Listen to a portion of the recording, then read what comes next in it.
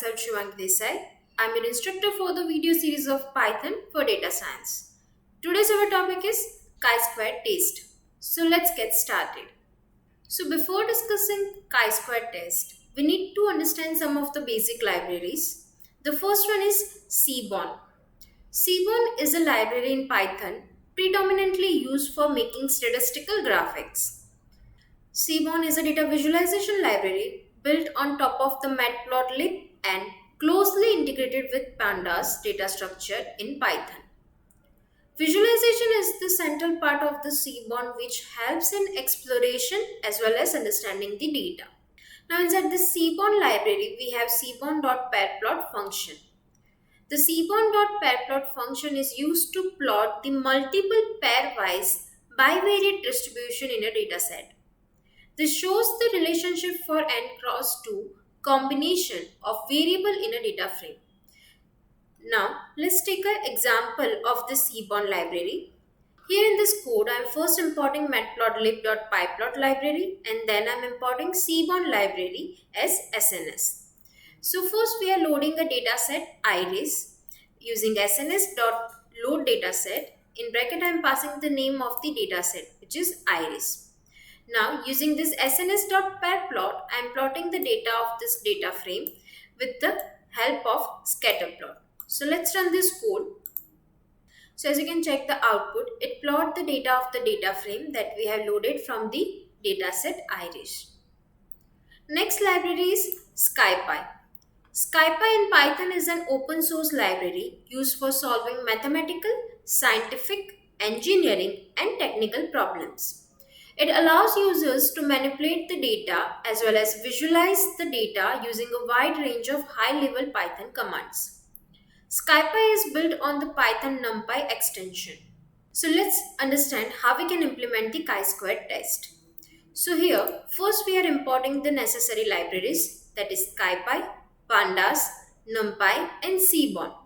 So we are importing the SciPy.states as states, Pandas as PD, NumPy as NP and Seaborn as SNS. Now, using the library Seaborn, we first loading the data tips. So here I am storing the data inside the data frame ds and loading using sns.load dataset. So let's first run this import statements. Now, using ds.head, we are going to display top 5 records of the dataset tips. So let's run this code. So here you can see it returns 5 records starting from 0 index to 4 index which contains different field of the database tips. Now we are going to use cross-tab method. Now what is cross-tab? It computes a simple cross tabulation of 2 or more factors. So by default computes a frequency table of the factors unless an array of values and an aggregation function are passed. So in Python, a cross-tab is a tabulation of 2 different categorical variables.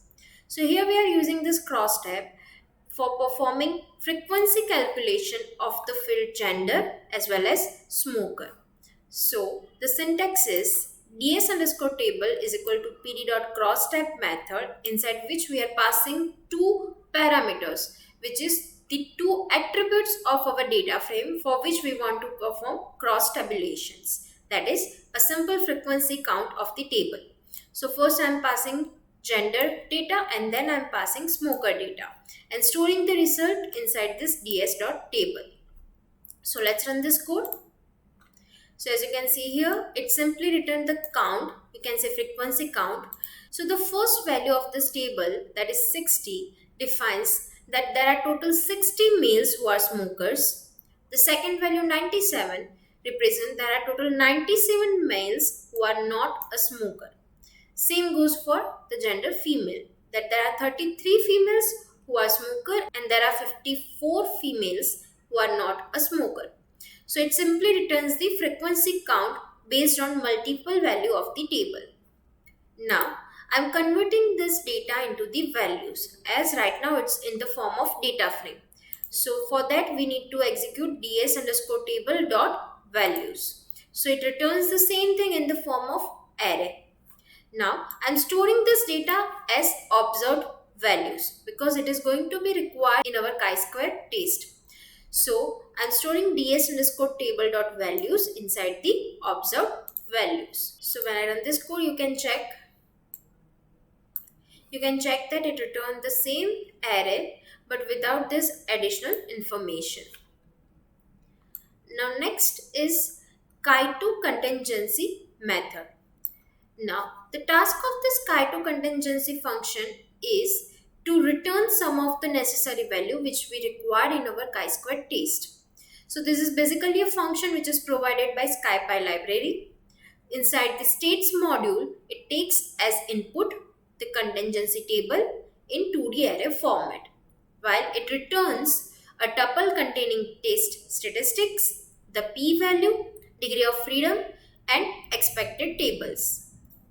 Now let's understand what are these different parameters. The first is the test statistics, which are the simple test values. Second is the p-value.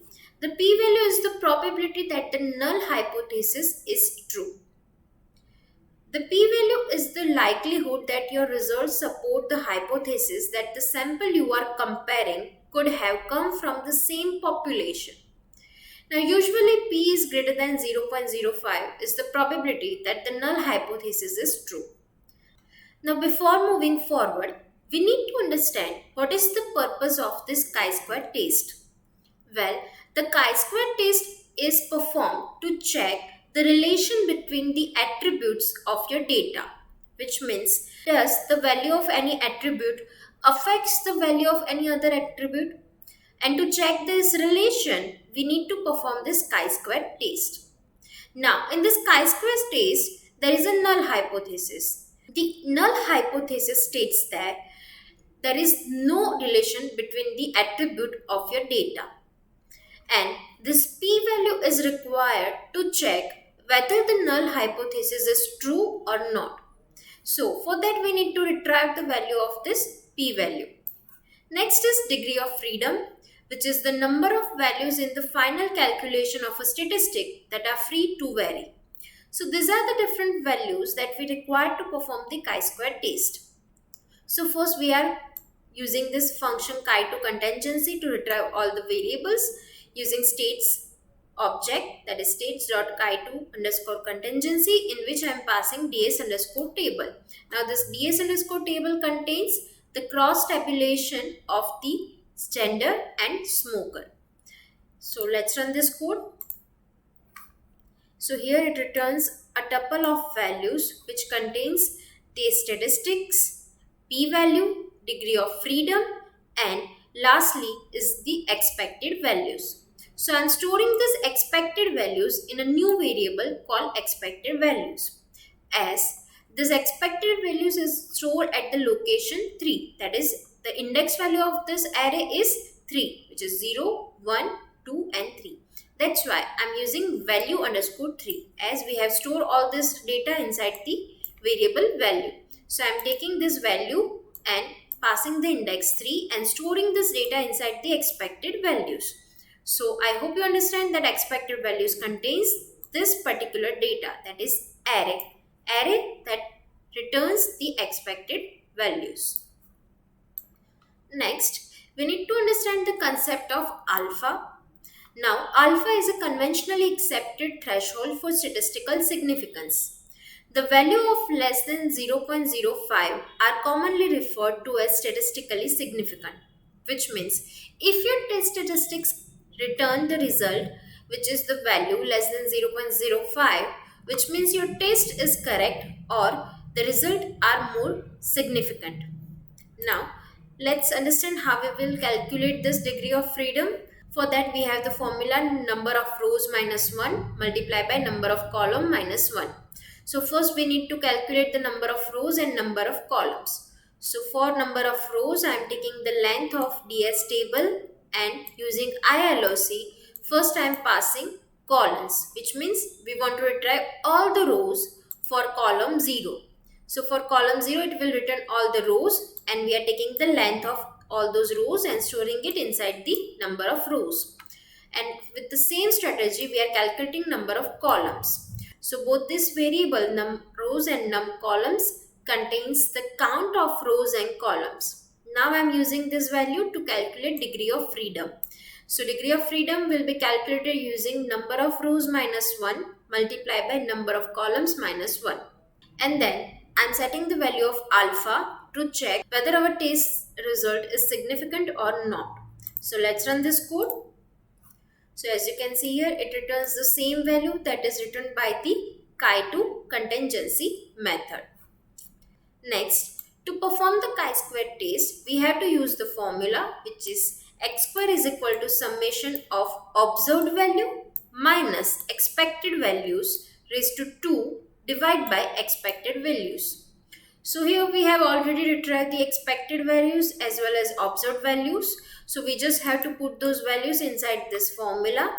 So in this code, we have simply converted the observed value and expected value inside our formula for chi-square test. And I'm storing the result inside the chi_square. So let's run this code.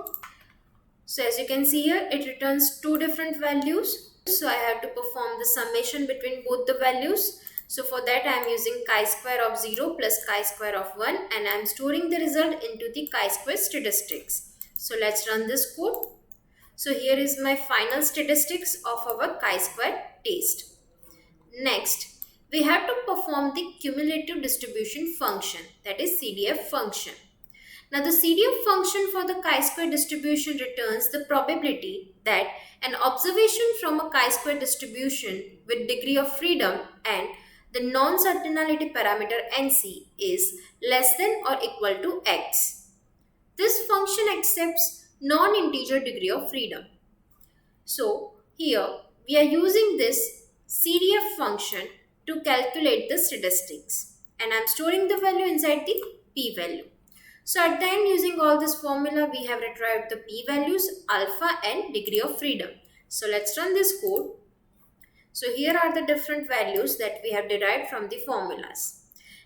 Now we need to compare whether our p-value is less than the alpha value or not. So here our alpha value is 0.05, which is the globally accepted threshold value to check whether the results are significant or not. So here we are using this if-else to check whether the p-value is less than or equal to alpha or not. If the p-value is less than or equal to alpha, it means that there is a relation between the data and the null hypothesis is wrong.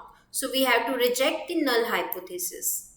And if the p-value is greater than alpha, which means there is no relation between the data and the null hypothesis is true, which means we have to retain the null hypothesis that there is no relation between the data.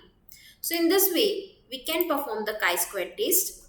In our case, we have to retain the null hypothesis as there is no relation between the data. So this is how we can perform the chi-square test using the SciPy and Seaborn library. That's it for this lecture. Thank you.